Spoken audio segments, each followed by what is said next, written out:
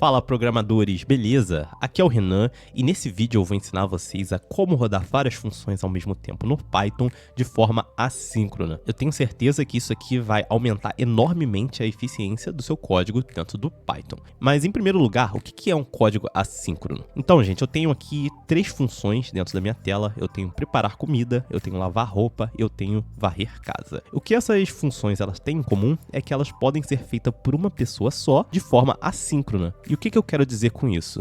Então, vamos começar aqui com preparar a comida. Vamos supor que eu estou dentro da minha casa e aí eu tenho lá o meu fogão. E eu vou pegar aqui um pedaço de carne, eu vou colocar uma frigideira e eu vou ligar o meu fogão para ele preparar a comida. Porém, quando eu inicio essa tarefa, eu não necessariamente preciso ficar na frente do fogão esperando aquela carne ficar pronta, certo? Ao mesmo tempo, eu consigo ir lá na minha máquina de lavar e aí eu coloco minha roupa dentro da minha máquina de lavar e aí eu ligo ela e aí beleza, eu vou precisar esperar a minha roupa ficar pronto, mas enquanto isso eu consigo voltar lá na minha cozinha, dar uma olhada no meu fogão para ver se a carne tá pronta ou não. Se não tiver, eu consigo ir lá embaixo para fazer outra tarefa, como por exemplo varrer a casa, e aí eu ligo lá o meu robozinho de varrer a casa, enquanto isso eu vou ir lá olhando as minhas outras tarefas para ver se elas estão prontas ou não. Então esse é o conceito do código assíncrono, que é diferente do paralelismo. O paralelismo que você consegue fazer com multithreading, que é outro conceito para outro vídeo, seria a gente ter três pessoas que iriam estar executando essas três tarefas verdadeiramente ao mesmo tempo, tá bom? Então, gente, agora a gente sabe a diferença e vamos acabar aqui com a enrolação e vamos colocar o nosso código para rodar. Em primeiro lugar, eu vou colocar ele para rodar de forma assíncrona para a gente conseguir ver qual vai ser a diferença posteriormente quando a gente colocar o nosso código de forma assíncrona, tá? Então eu vou criar aqui uma função main e nessa função eu estou pegando o T1 para eu poder estar medindo o tempo do quanto levará para essas funções serem realizadas. Depois eu pego o T2 e eu faço aqui um print de quanto tempo levou, beleza? Aí aqui embaixo eu vou estar chamando a minha função para a gente conseguir enxergar o resultado. Preciso só chegar aqui para baixo para minha ideia parar de reclamar. E beleza, vou colocar aqui uma linha embaixo, vou rodar esse código e como vocês conseguem ver, primeiro ele inicia a tarefa 1 e aí ele espera essa tarefa 1 ser terminada. Então aqui eu terminei a tarefa 1 e aí eu vou para minha tarefa número 2. E aí eu espero ela ser realizada e só depois eu vou para minha tarefa número 3. Ao final, esse processo levou 3 segundos para ser executado. Então, gente, vamos tentar refatorar o nosso código para a gente ver se a gente consegue aumentar aqui a eficiência do nosso programa. Para transformar um código em assíncrono é bastante simples, então o que a gente precisa fazer é utilizar a palavra-chave async no início da nossa função. Isso daqui vai transformar a nossa função em uma função assíncrona, tá bom? Então eu vou colocar aqui async em todas as nossas funções. E agora você precisa dizer para o Python qual que é a linha da nossa função que irá estar realizando uma etapa assíncrona, ou seja, uma etapa que irá demorar um tempo para ser executado e que enquanto isso a gente consegue ir realizando outras tarefas. Nessa nossa função aqui, essa etapa é o time.sleep, porque eu estou simulando aqui uma operação custosa. Em um código real seria uma linha onde você estivesse fazendo uma chamada HTTP, ou então você estivesse lendo um arquivo dentro do seu computador, ou então quando você estivesse fazendo uma chamada ao banco de dados, tá bom? Mas aqui a gente precisa colocar um await, porque a gente vai precisar esperar que essa etapa seja realizada. Enquanto a gente espera, a gente consegue fazer outras coisas, tá bom? Então eu vou colocar o await dentro das nossas outras funções também.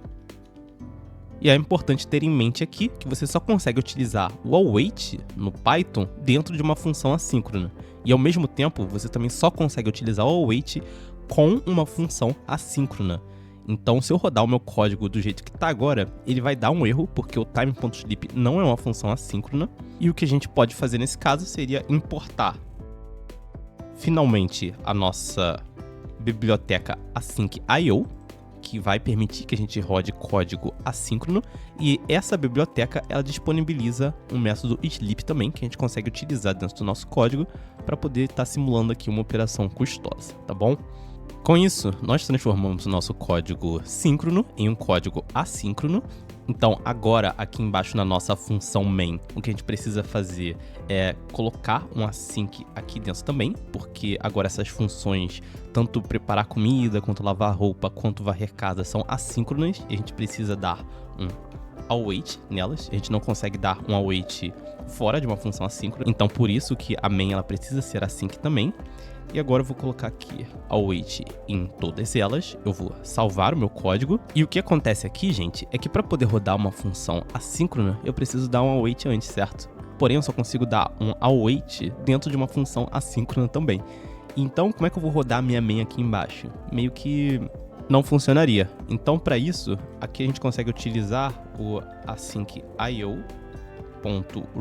Esse aqui é um método que vai permitir que a gente rode a nossa função assíncrona fora de uma função assíncrona, beleza? E minha ideia tá reclamando aqui que falta dar um espaço, beleza? Eu vou salvar, meu código agora está funcionando.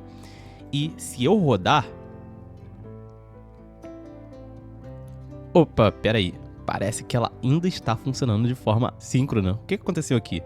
Bom, gente, o que acontece é que a gente ainda está esperando cada etapa rodar para a gente poder rodar a próxima. Então, apesar das nossas funções serem assíncronas, a gente ainda está rodando elas de forma síncrona. E o que a gente precisa fazer é utilizar um outro método disponibilizado pelo async.io, e esse método se chama o gather.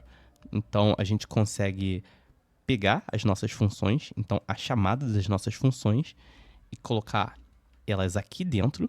Então, lavar roupa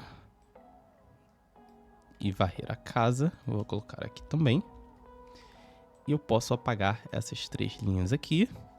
E se eu salvar o meu código, agora essas três funções irão rodar de forma assíncrona. Faltou só eu colocar um await aqui na frente. Eu vou salvar o meu código e voilá!